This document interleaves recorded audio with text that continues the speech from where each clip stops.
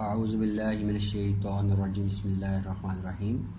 Open institute of calligraphy and fine arts Jhelum की जानिब से मैं नवीद अख्तर उपल। डियर स्टूडेंट्स, तमाम देखने वालों को मेरी तरफ से अस्सलामु अलैकुम। डियर स्टूडेंट्स, आज हम सीखेंगे दरख्वास्त लिखना, दरख्वास्त बराए फ़ीस माफ़ी। तो एक तो पहली बात कि आपने बिल्कुल सादा पेज इस्तेमाल करना है और साइडों पे अगर मार्जिन लाइन नहीं लगी हुई तो आपने मार्जिन लाइन लगानी है और मार्जिन लाइन आप डबल लाइन करके लगाएंगे। एक लाइन लगा ली और इसके साथ से आपने डबल लाइन करनी है और इसको आप पॉइंटर के साथ ही लगाएं। और अगर आप मार्कर के साथ मार्जिन लाइन लगा रहे हैं तो फिर आपने एक ही लाइन लगानी है, एक लाइन काफ़ी है और बहुत ज़्यादा मोटी लाइन नहीं होनी चाहिए, इस तरह खूबसूरत लगती है। दूसरे नंबर पे आपने एप्लीकेशन जब भी लिखनी है तो नया पेज इस्तेमाल करना है, यानी कि ये नहीं है कि आपने एक क्वेश्चन यहाँ पे ख़त्म हुआ है आप नीचे से ही स्टार्ट कर दें, इस तरह अच्छी नहीं लगेगी। एप्लीकेशन को हमेशा आपने नए सफ़े के ऊपर से स्टार्ट करना है। तो सबसे पहले बाखिदमत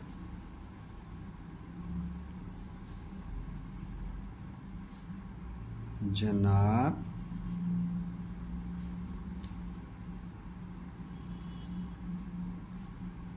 हेड मास्टर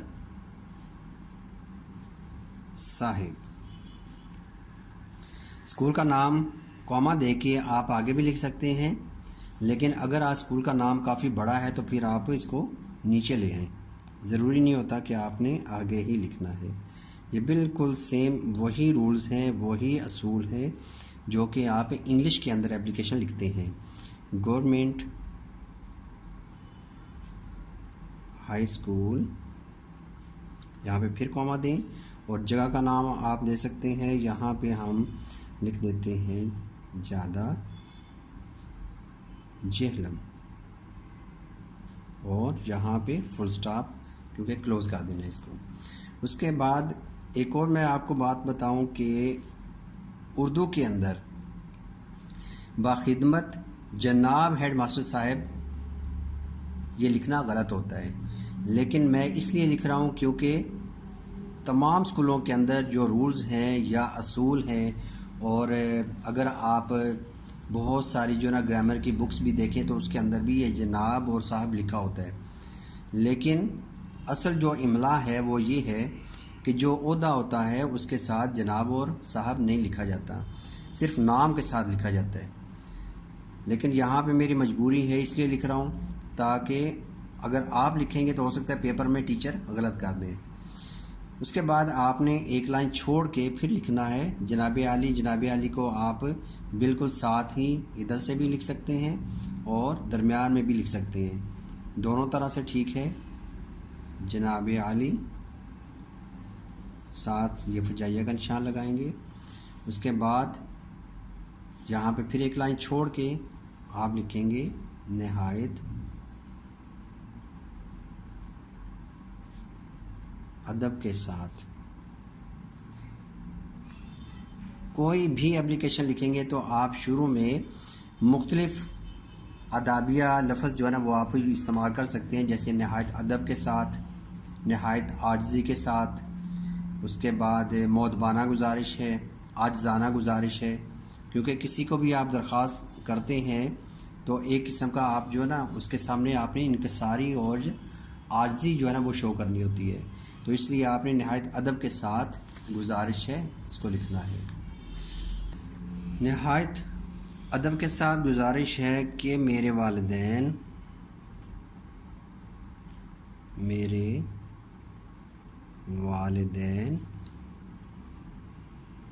बहुत गरीब हैं, आमदनी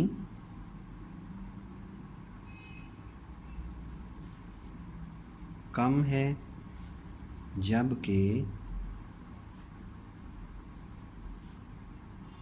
अखराजात बहुत ज़्यादा हैं और गुर्बत की वजह से आइंदा तालीम जारी रखना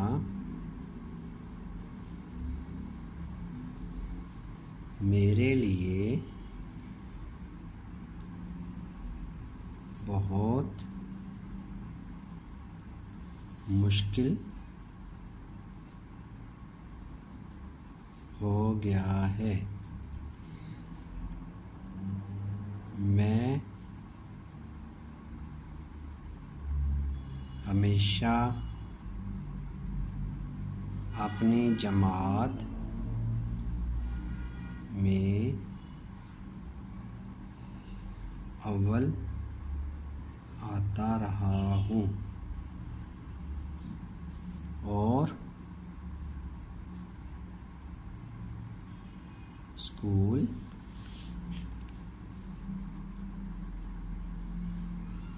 फुटबॉल टीम का खिलाड़ी भी हूँ।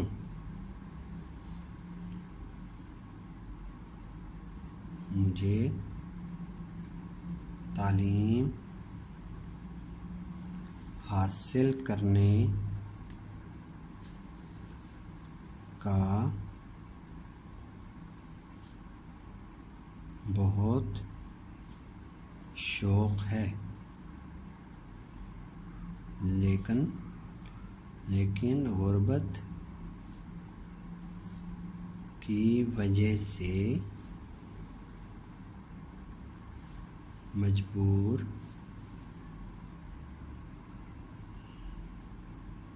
हो गया हूँ। डियर स्टूडेंट्स, एक चीज़ याद रखनी है कि देखें, ये मार्जिन लाइन के साथ कोई भी हरफ आपने मार्जिन लाइन के साथ टच नहीं होने देना। अब देखें, जैसे मिसाल के तौर पे ये काफ वाले जो लफ्ज़ हैं, ये अक्सर औकात जो कश है वो साथ जुड़ जाती है, लेकिन आपने थोड़ा सा आगे से शुरू कर लेना है। जैसे मैंने ये कर को लिखा तो आगे करके स्टार्ट किया है, गया को स्टार्ट किया तो इसको भी मैंने थोड़ा आगे करके स्टार्ट किया ताकि पीछे ना जुड़े। तो इस चीज़ का आपने ख्याल रखना है और एंड पे भी आपने कोई भी लफ्ज़ इसके साथ नहीं जोड़ना। अब देखें डियर स्टूडेंट्स, एक पैराग्राफ के अंदर आपने क्या किया, अपने हालात को बताया है। उसके बाद अगर आप चाहें तो आप अगला पैराग्राफ अलग से शुरू कर सकते हैं। उसकी वजह यह है कि अलग-अलग जब पैराग्राफ की सूरत में आप एप्लीकेशन लिखेंगे तो उसमें खूबसूरती आएगी, ठीक है। और एक पैराग्राफ के अंदर आपने अपनी मजबूरी ज़ाहिर कर दी है और अपने हालात बताए हैं। अब अगले पैराग्राफ में आपने क्या करना है कि अब आपने फ़ीस माफ़ी की दरख्वास्त बाकायदा तौर पे कर देनी है, ठीक है। तो अब लिखते हैं हम, अगर आप मेरी फ़ीस माफ़ फरमा दें तो मैं भी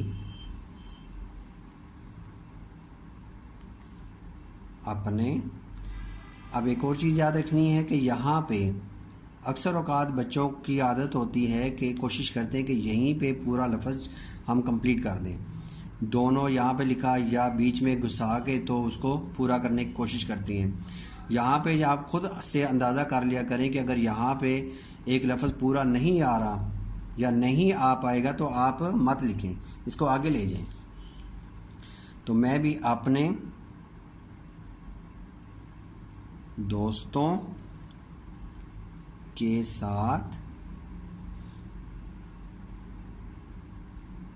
तालीम का सिलसिला जारी रख सकूं।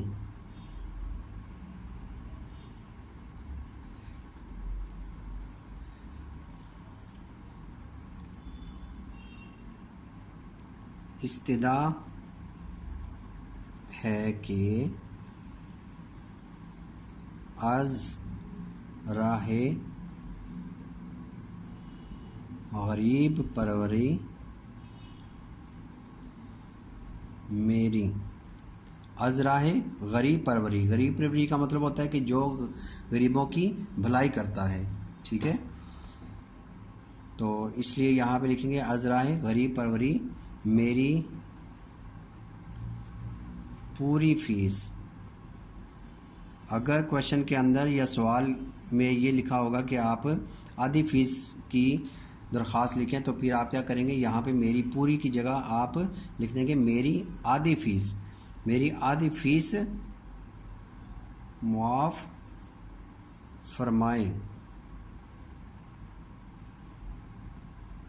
फरमाएं ताकि मैं अपनी तालीम जारी रख सकूं।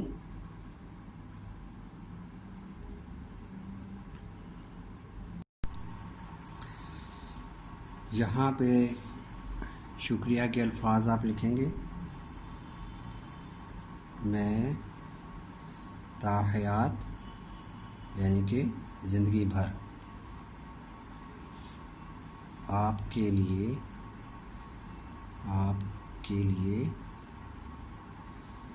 दुआ गो रहूँगा।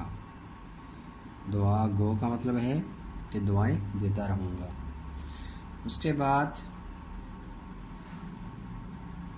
आपने 2 लाइनें, अगर तो ज़्यादा स्पेस है, यहाँ पे ज़्यादा जगह बचती है, तो आप 2 लाइनें छोड़ के आप यहाँ पे लिखेंगे आपका फरमा बरदार शागिर्द। यहाँ पे आप अपना नाम लिख सकते हैं। मैं यहाँ पे कोई भी नाम लिख देता हूँ, मोहम्मद बिन अली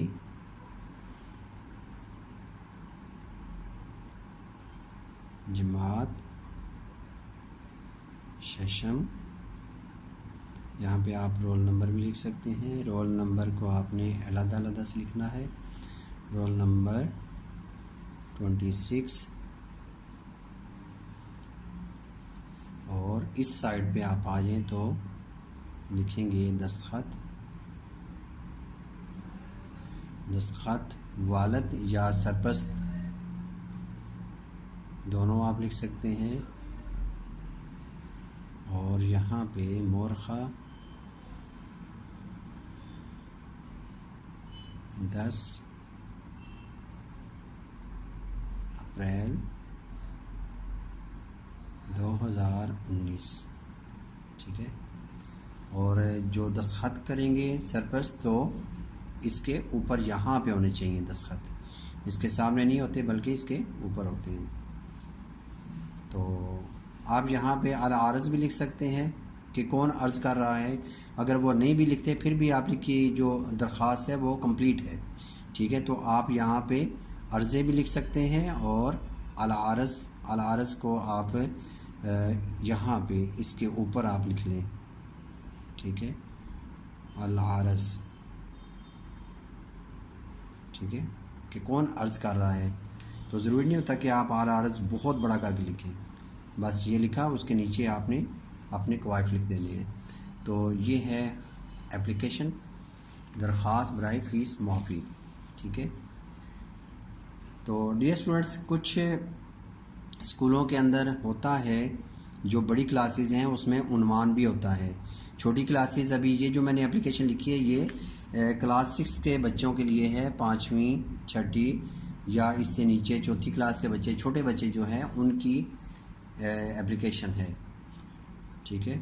तो जो बड़ी क्लासेस हैं तो उसमें यहाँ पे एक लाइन छोड़ के उन्वान भी लिखा जाता है कि ये एप्लीकेशन किस लिए लिखी जा रही है।